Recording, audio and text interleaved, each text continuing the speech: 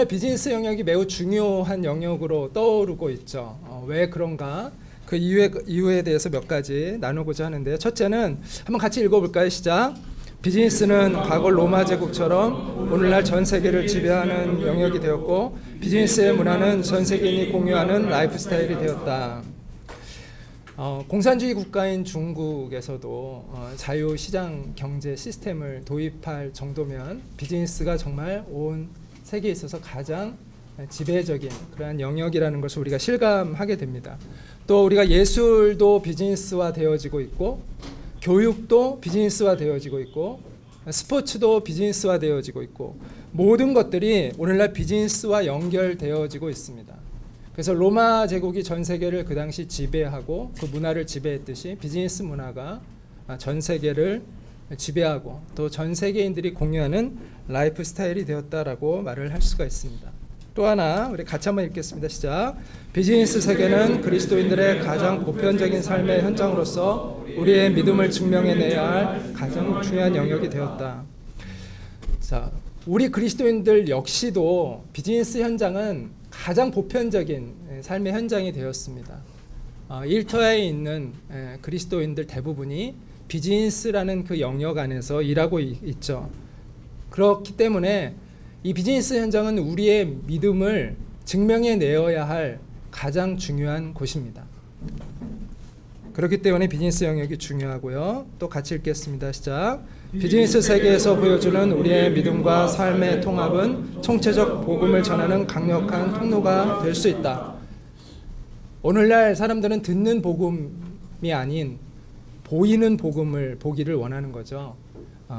바로 이 비즈니스 세계에서 우리가 그러한 믿음과 삶의 통합을 통해서 보이는 복음, 실제적으로 우리의 삶에 역동하는 복음의 진수를 전할 수가 있는 것이죠.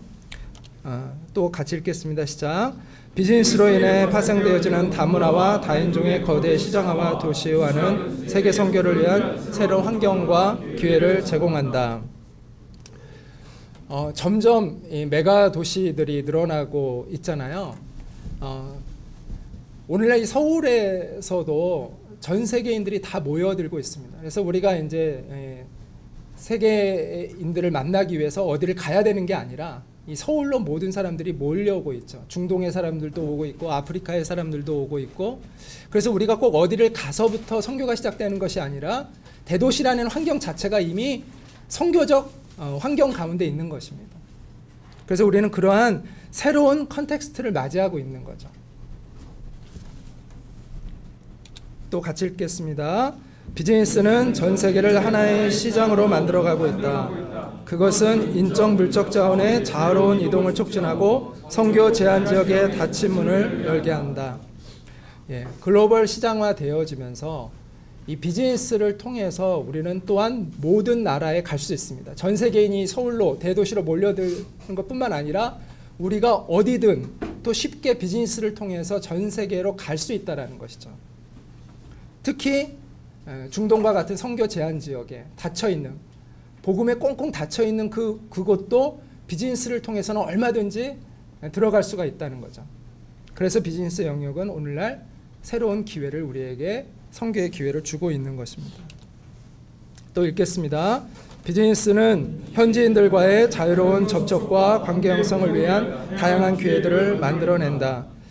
전통적인 선교 방법에서는 매우 조심스럽죠. 사람들을 만나는 것, 보안을 유지하는 것 이런 여러 가지가 어려운데 이 비즈니스를 통해서는 우리가 쉽게 그 사람들과 만날 수 있고 신뢰를 쌓을 수 있고 우정을 쌓을 수 있고 그럼을 통해서 자연스러운 관계 형성을 통해서 복음을 전할 수 있는 더 많은 기회들을 가질 수가 있는 것이죠.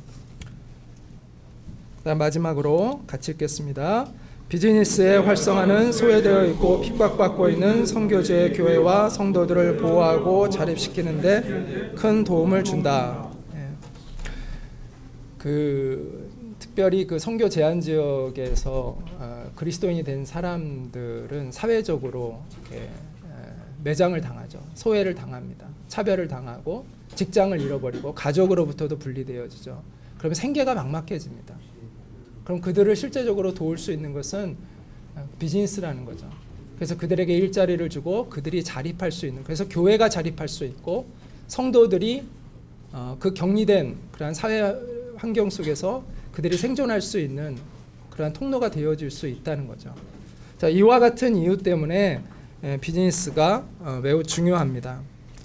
자, 그러면 우리가 이제 비즈니스 에즈 미션에 대한 개념을 좀 생각해 보기를 원하는데요. 자, 비즈니스 에즈 미션이라는 것을 우리가 이해하기 위해서는 두 가지를 이해해야 되겠죠. 비즈니스가 무엇인가, 그리고 미션이 무엇인가를 우리가 이해해야 비즈니스 에즈 미션을 잘 이해할 수 있을 거라고 생각합니다.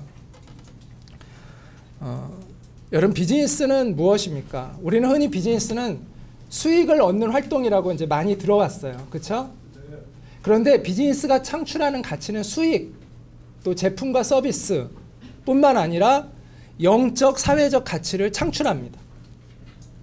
그래서 오늘날 비즈니스는 수익을 창출하는 활동이라고 하면 되게 무식한 소리를 듣습니다. 오늘날 일반적인 경영학자들도 비즈니스를 정의할 때 좀 고상한 말을 많이 합니다. 가치를 창출하는 활동이다라고 이야기를 합니다. 비즈니스는 가치를 창출하는 겁니다. 영적, 사회적 가치를 창출합니다. 자, 영적 가치라는 것은 하나님과 우리와의 관계에서 매우 중요한 가치가 영적 가치고요. 사회적 가치라는 것은 사람들 사이에 중요한 가치죠. 그런데 하나님 사랑과 이웃 사랑이 분리돼야 안 돼요? 안 되죠. 그럼 영적 가치와 사회적 가치라는 건 꼭 분리되는 게 아닙니다. 이게 같이 묶여 있습니다. 자, 여기 보면 정직이라는 가치, 영적 가치입니까? 사회적 가치입니까? 영적 가치이며 동시에 사회적 가치인 거죠. 정직이라는 건 하나님과 우리와의 관계에서도 매우 중요한 가치이고 또한 사람들 사이에서도 매우 중요한 가치입니다. 이러한 대부분의 것들이 다 마찬가지입니다. 정직, 성실, 책임, 신뢰, 윤리, 나눔, 분배, 상생, 협동, 화합, 전도, 양육, 이게 다 이외에 뭐 더 많은 걸 붙일 수 있겠죠? 비즈니스 안에서 창출되어지는 가치들입니다. 그래서 비즈니스는 가치를 창출하는 활동이다. 우리가 이러한 개념을 가져야 됩니다. 자, 그러면 선교는 무엇인가? 자, 우리가 선교하면 선교에 대한 정의를 내리려면 마태복음 28장 19절부터 20절의 말씀이죠. 그러므로 너희는 가서 모든 민족을 제자로 삼아 아버지와 아들과 성령의 이름으로 세례를 베풀고 내가 너희에게 분부한 모든 것을 가르쳐 지키게 하라. 여기 보면 동사가 네 가지가 나옵니다. 가서, 가라. 그 다음에 제자 삼아라. 그 다음에 세례를 주어라. 가르쳐 지키게 하라. 자, 이 중에서 우리나라는 토시 언어이기 때문에 뭐가 주동사인지를 알 수가 없어요. 그러나 영어 성경만 보더라도 헬라어 성경은 물론이고 헬라와 영어는 동사가 많이 발달되어 있잖아요. 주동사가 하나입니다. 뭘까요? 빨간 글씨로 써놓은 거겠죠. 예, 모든 민족을 제자 삼아라. Make disciples. 나머지는 뭐로 되어 있을까요? ing 형태로 씁니다. 영어를 보면 다 going, baptizing them, 또 teaching them to obey, 다 ing 형태로 씁니다. 선교라는 건 무엇입니까? 원문을 보면 명확합니다. 모든 민족을 제자 삼아라가 예수님의 선교 명령입니다. 그럼 나머지 가서 그 다음에 세례를 주고 가르쳐 지키게 하라는 건 제자 삼는 방법입니다. 제자 삼기 위해서 가야 되고 그들에게 복음을 전해서 예수님 영접하게 하고 세례를 주는 거죠. 그리고 예수님이 가르치신 대로 그들이 행하도록 지키게 하라는 거예요. 그렇게 해서 무엇을 만들라? 제자 만들라. 그러니까 제자 만드는 것이 자, 선교입니다. 그런데 이 선교는 단순히 그냥 복음을 전하는 것, 예수님을 영접하게 하는 차원뿐만 아니라 삶의 변형, 그들의 삶이 변화되는, 그들의 삶의 가치체계가 변화되고 그 삶이 변화되어지고 그 공동체의 문화가 변화되는 것이 선교 안에 포함되어 있어요? 안 되어 있어요? 포함되어 있습니다. 그래서 어제 여러분이 저녁 시간에 선교의 패러다임이 바뀌고 있다. 이야기 그 영상 보셨죠? 그러면서 영역 선교에 대해서 강조하고 있잖아요. 그러니까 선교가 예전에는 그냥 복음을 전해서 그 사람이 예수님 영접하는 것, 영접시키는 것 그런 차원을 많이 집중적으로 생각했는데 그것뿐만이 아니라 이제는 그의 삶의 구체적인 변화가 일어나야 된다는 거예요. 자, 여기 오늘 모든 민족을 제자로 삼는데 제자로 삼는다는 의미는 예수님이 가르치신 것을 그들이 뭐하게 해야 돼요? 지키게 해야 돼요. 단순히 예수님을 믿는다고 고백하게 하는 것이 전도가 아니라 그가 예수님을 닮아 살아가게까지 하는 것이 전도라는 거죠. 그게 선교라는 거죠. 그것은 곧 그의 삶이 변화되는 것이죠. 그리고 공동체의 문화가 변화되는 것이죠. 서구 선교가 200년 동안 뭐 했는데 그 서구 선교를 이끌어왔던 랄프 윈터 박사님이 그 서구 선교의 실수에 대해서 12가지 실수를 쭉 이야기하잖아요. 그 핵심이 뭐냐면 사회 변혁을 이루지 못했다라는 거거든요. 가나, 나이지리아, 케냐 이런 나라 기독교 인구가 얼마인지 아세요? 50%가 넘어요. 그리고 기독교가 전파된 지 얼마나 된지 아세요? 200년이 넘어요. 그런데 아직도 그 나라는 부패하고 또 거기에 많은 악습들이 남아있다는 거죠. 삶도 변화되지 않고 성도들의 삶도 변화되지 않고 사회 구조도 변화되지 않고 사회의 문화가 변화되지 않아요. 그러면서 서구 선교사들이 그런 고민을 한 거예요. 우리가 무엇을 실수했을까? 우리가 뭘 잘못했을까? 아, 우리가 완전한 복음을 전하지 못했구나. 총체적인 복음을 전하지 못했구나. 그래서 오늘날 이제 총체적 선교, 통합 선교라는 말이 나오는 거예요. 그래서 이 선교 명령 안에는 복음 전파의 명령과 그다음에 사회의 변혁, 개인에게는 삶의 변혁, 그것이 함께 있어야 이게 온전한 선교다.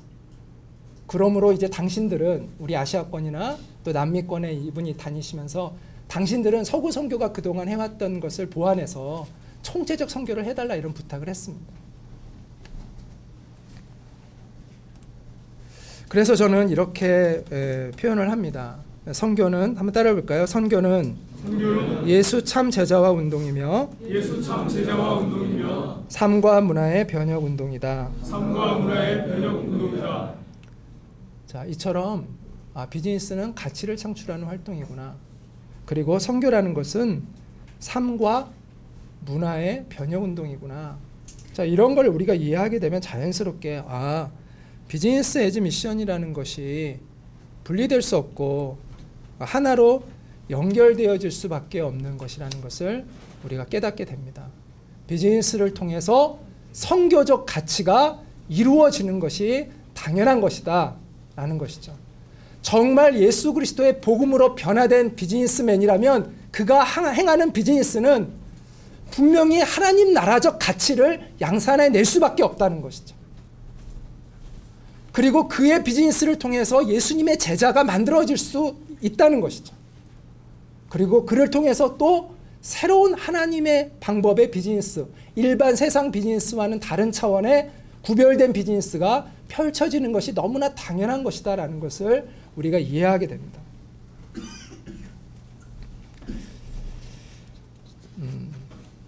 자, 그래서 이 로잔의 뱀 글로벌 싱크탱크의 공동 대표인 매츠 튜에네그라는 이분이 저희 IBA 대회에도 주강사로 오신 적이 있는데 이분이 비즈니스 선교를 이렇게 정의를 내렸습니다. 한번 위에 정의를 같이 읽겠습니다. 시작. 뱀은 지속 가능한 수익을 내는 실제 비즈니스인데 하나님 나라의 목적과 관점과 영향력을 가지고 사람과 공동체의 영적, 경제적, 사회적, 환경적 변화를 이끌어내는 비즈니스이다. 실제 비즈니스입니다. 리얼 비즈니스입니다. 그런데 어떤 목적이라고요? 하나님 나라의 목적을 가지고 사람과 공동체의 변혁을 이끌어내는데 네 가지가 나오죠. 영적 변혁, 경제적 변혁, 사회적 변혁, 환경적 변혁을 이끌어내는 비즈니스다. 이렇게 정의를 내립니다. 어제 송동호 목사님께서 또 이렇게 설명을 잘 해주셨는데 간단히 다시 한번 우리가 리뷰를 해본다면 이 뱀 기업은 이 세 가지가 균형을 잘 이루어야 됩니다. 첫째는 비즈니스 유지 가능성이죠. 비즈니스 에즈 미션은 실제로 비즈니스를 하는 겁니다. 비즈니스를 그냥 위장하는 게 아니라 비자를 받기 위해서 비즈니스를 하는 척하는 게 아니라 실제 비즈니스를 하는 겁니다. 그래서 수익을 창출하는 활동을 합니다. 그런데 하나님 나라의 영향력이 있어야 된다는 거예요. 수익만 창출하면 이건 일반 비즈니스와 다를 바가 없죠. 하나님 나라의 영향력을 주는 거죠. 이제 여기까지가 이제 킹덤 비즈니스와 같은 점이죠. 거의 비슷하거든요. 킹덤 비즈니스와 비즈니스 에즈 미션은.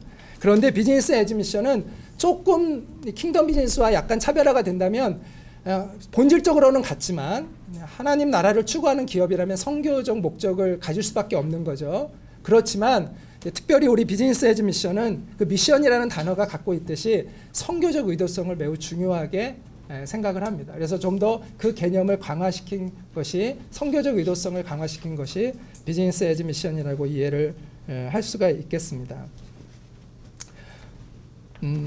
그렇다고 해서 우리가 이 선교적 의도성을 단순히 그냥 창의적 접근 지역의 어떤 비즈니스로만 제한을 둬서는 안 되고요. 저희가 여기서 말하는 선교적 의도성이라는 것은 선교라는 것은 어디에서 하느냐가 중요한 게 아니라 그 선교의 정신이 중요한 거잖아요. 오늘날 선교적 환경이라는 것은 꼭 어디를 가야 되는 게 아니라고 말씀드렸잖아요. 그러니까 선교적 의도성이라는 건 꼭 어디를 가는 것을 얘기하는 것이 아니라 선교의 정신에 가장 중요한 건 뭐죠? 예수님의 성육신이죠. 아멘. 예. 낮은 곳으로 임하시는 거죠. 그게 선교의 정신이거든요. 그래서 이 선교적 의도성이라는 것은 낮은 곳으로 임하는 것을 의미합니다. 그래서 저희는 이것을 적극적 하향성이라고 이제 표현을 합니다. 적극적 하향성. 여기에는 물론 미전도 종족을 향하여 나아가는 그런 것도 포함이 되어 있습니다. 그런데 소외되고 억압된 계층들, 국내든 국외든 상관없이 소외되고 억압된 계층을 향하여 가는 것, 또 어둠의 세력이 지배하고 있는 문화권, 그 문화권을 향하여 가는 것, 또 변혁이 필요한 영역을 위하여 가는 것, 이 모든 것들이 다 이 선교적 의도성에 포함되어 있습니다.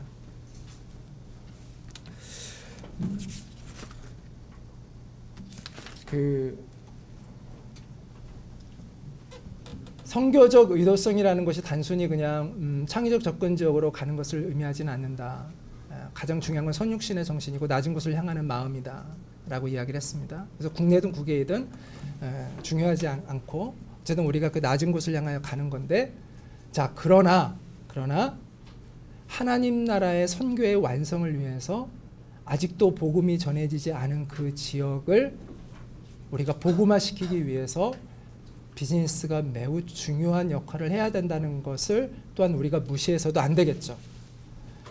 그것이 다는 아니지만 그것이 비즈니스 선교의 또한 중요한 목적 중에 하나인 것은 분명합니다. 그리고 우리가 얘기하는 1040 윈도우, 그 지역은 전 세계적으로 가장 소외되고 억압된 그러한 지역입니다. 그리고 가장 빈곤과 질병과 고난에 직면해 있는 사람들이 살고 있는 지역입니다. 그렇기 때문에 우리는 열방을 향하여 나아가는 이 비즈니스 선교의 목적성을 중요하게 여길 수밖에 없고, 하나님은 끊임없이, 하나님은 고아와 과부의 하나님이시잖아요. 억압받고 차별받고 있는 사람들을 향하여 우리가 나아가도록 끊임없이 도전하고 계십니다. 그래서 우리는 어디에서부터 비즈니스 선교를 시작하느냐? 내가 있는 그 현장에서부터 시작하는 겁니다. 그러나 또한 열방을 향하여 가는 것이죠. 그것이 함께 조화를 이루는 것이 저희가 얘기하는 비즈니스 에즈 미션의 운동이라고 이야기를 할 수가 있겠습니다. 오늘 저는 이제 비즈니스 선교에 대한 개념을 이제 이야기하기보다는 우리가 이제 배머로서 우리 이제 비즈니스 에즈 미션을 실행하는 사람들을 우리는 배머라고 이야기합니다. 비즈니스 에즈 미션을 뱀이라고 우리가 이제 얘기하잖아요. 그 배머, 비즈니스 선교사로서 우리가 어떤 정신을 가지고 살아야 할 것이고 또 어떻게 우리가 준비해야 될 것인가에 좀 포커스를 둬서 이야기를 하고자 합니다. 그래서 오늘 주제는 한번 따라해 볼까요? 복음을 위해 비즈니스 현장에 서라. 네, 이 주제를 가지고 이야기를 하고자 하는데, 첫째는 이제 하나님 나라의 복음이 무엇인지를 우리가 좀 바로 이해를 할 필요가 있습니다. 많은 사람들이 신앙생활을 교회생활로 착각을 하더라고요. 물론 교회생활은 신앙생활의 한 부분입니다. 그러나 교회생활이 신앙생활의 전체는 아니죠. 우리의 삶에는 가장 중요한 세 가지 삶의 영역이 있습니다. 우리 대부분의 사람들은 첫째는 교회, 또 가정, 그리고 일터죠. 직장을 다니는 사람은 일터가 절대적인 시간을 투자하는 것이 일터죠. 거의 뭐 집에 가면 거의 잠만 자고 나오는 수준이고, 예, 뭐 교회는 뭐 일주일에 교회에서 아마 20시간 계시면 넌 교회에서 사냐 아마 이런 얘기를 들으실 거예요. 그런데 직장은 뭐 보통 뭐 50시간 가까이, 우리는 또 노동 이 시간이 기니까 일주일에 그런 시간을 보내는 것이 직장이잖아요. 직장에서 하나님과 무관한 삶을 산다 그 사람이, 그럼 그 사람은 이미 영적으로 실패한 것입니다. 아무리 딴 데 가서 그것을 보상받으려고 해도 보상받을 수 없는 거예요. 내 삶의 절대적인 시간을 주님과 무관하게 산다. 그건 있을 수 없는 것이죠. 오직 의인은 믿음으로 말미암아 살리라. 우리 그리스도인의 정체성은 믿음으로, 처음부터 끝까지 믿음으로 사는 게 우리의 정체성인데, 삶의 절대적인 시간을 믿음으로 살고 있지 않는데, 그러면 영적으로 실패한 거죠. 아무리 딴 데 가서 열심히 해도 그거는 하나님과 올바른 관계에 있을 수가 없는 거죠. 자, 우리는 그렇게 살아야 되는데 왜 그럼 그렇게 사는 사람이 적은가? 거기에 가장 근본적인 거는 하나님 나라에 대한 이해가 너무나 편협해 있다는 것입니다. 자, 여러분, 하나님 나라가 무엇인지 잘 아시나요? 천국, 하나님 나라는 이제 마태복음에서는 천국이라고 이야기하는데, 마태복음만 천국과 하나님의 나라를 같이 쓰고요. 마가, 누가, 요한복음은 천국이라는 말이 한 번도 안 나오죠. 다 하나님의 나라라고 이야기하는데, 자, 천국과 하나님의 나라는 다릅니까? 같습니까? 같은 겁니다. 오늘 여기 마태복음 19장 23절부터 24절에 보듯이 천국에 들어간다는 것은 하나님 나라에 들어가는 것 같은 것입니다. 분명히 마태에게 있어서 천국과 하나님의 나라는 같은 것입니다. 자, 그러면 하나님의 나라는 과연 무엇입니까? 하나님의 나라는 죽어서 좋은 곳 가는 그런 개념이 아니라, 하나님 나라의 핵심은 무엇이죠? 혹시 아시는 분? 하나님의 통치, 하나님의 다스림이죠. 자, 기독교의 핵심 진리는 예수 천국이죠. 예수 믿으면 천국 간다. 그럼 예수 믿으면 천국 간다라는 그 의미는 예수 믿으면 죽어서 좋은 곳 간다가 핵심이 아니라, 예수 믿으면 하나님이 다스리시는 새로운 삶의 세계로 들어간다는 것입니다. 이게 하나님 나라의 복음의 핵심입니다. 이 땅에서도 물론이고 죽어서도 물론이고 주님이 오시는 새하늘과 새 땅에서도 물론입니다. 그 완성도가 점점 달라질 뿐입니다. 본질은 뭐예요? 하나님이 다스리시는 새로운 삶의 세계 안으로 들어가는 것입니다. 그래서 이제 이런 말씀들이 계속해서 하나님의 나라는 하나님의 통치라는 것을 우리에게 말해주고 있습니다. 자, 여러분, 현재적 하나님의 나라와 미래적 하나님의 나라에 대한 개념 좀 들어보셨나요? 자, 우리는 이미 임한 하나님의 나라에 살고 있죠. 그런데 아직 완성되지 않은 하나님의 나라 속에 있습니다. 언제 완성이 되죠? 예, 예수님이 다시 오실 때 완성되어집니다. 그런데 우리가 분명히 알아야 될 것은 이미 하나님의 나라는 이곳에 와 있다는 거예요. 자, 우리가 좀 오해하면 안 되는데, 예수님으로 인해서 하나님 나라가 우리 가운데 임했는데, 임했다라는 건 어떤 하나님의 나라가 갑자기 생긴 게 아닙니다. 하나님의 통치는 원래 있었어요, 없었어요? 예수님 오시기 전에도 있어요. 그런데 우리가 하나님의 통치를 경험을 잘 못하는 거죠. 왜? 우리의 죄 때문에. 그래서 하나님의 나라가, 영어 성경에 보면 하나님의 나라가 우리에게 임했다고 할 때 그 임했다라는 단어가 어떤 단어가 쓰이죠? come입니다. come. 하나님의 나라, kingdom of God comes. 우리에게 왔다는 거예요. 그러니까 멀리 없던 하나님의 나라가 생긴 게 아니라 멀리 있던 하나님의 나라가, come이라는 건 거리감이죠. 우리에게로 다가온 거예요. 그걸 내가 경험하게 되는 거예요. 내가 그것을 누리게 되는 거예요. 누구로 인해서? 예수님으로 인해서 누리게 되는 거예요. 그래서 예수님이 이런 말씀을 했습니다. 우리 누가복음 17장 20절부터 21절 같이 읽겠습니다. 시작. 바리새인들이 하나님의 나라가 어느 때에 임하나이까 묻거늘 예수께서 대답하여 가라사대 하나님의 나라는 볼 수 있게 임하는 것이 아니요 또 여기 있다 저기 있다고도 못하리니 하나님의 나라는 너희 안에 있느니라. 우리는 이 말씀에서 하나님 나라는 너희 안에 있다라는 이야기를 하나님 나라가 우리의 마음속에 있다라는 뜻으로 이렇게 많이 이해를 합니다. 물론 결과적으로 그 이해는 틀린 이해는 아닙니다. 왜냐하면 성령님이 우리 안에 계신 건 맞으니까. 그러나 이 본문에서 얘기하는 하나님의 나라는 너희 안에 있다라는 건 우리의 마음속에 있다라는 의미라기보다는 among you, 너희들 가운데 있다 이런 얘기입니다. 다시 말해서 지금 우리가 모여 있잖아요. 예수님이 지금 군중들 가운데 계시죠? 그러면서 하시는 말씀이에요. 하나님의 나라는 너희들이 지금 모여있는 among you, 바로 너희들이 모여있는 바로 이곳에 있다라는 거예요. 이곳에 있다.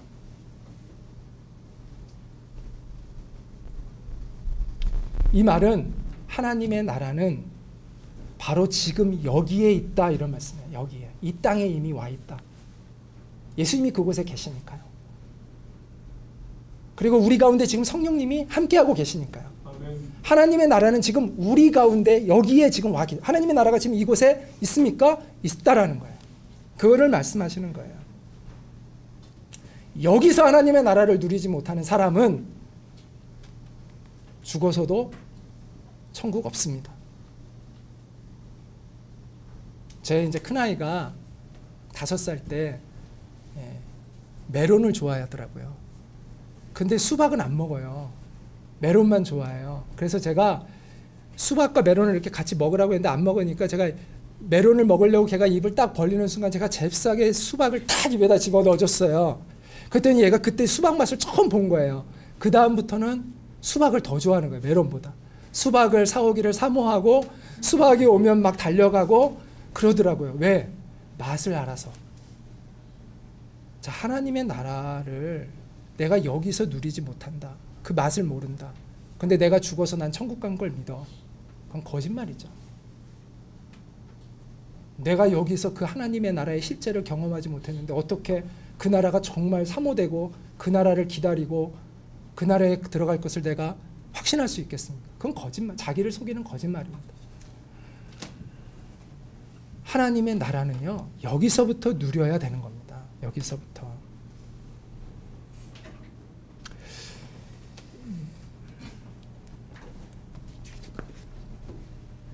자, 오늘날 근데 우리 많은 그리스도인들이 왜 여기서부터 하나님의 나라를 누리지 못하는가?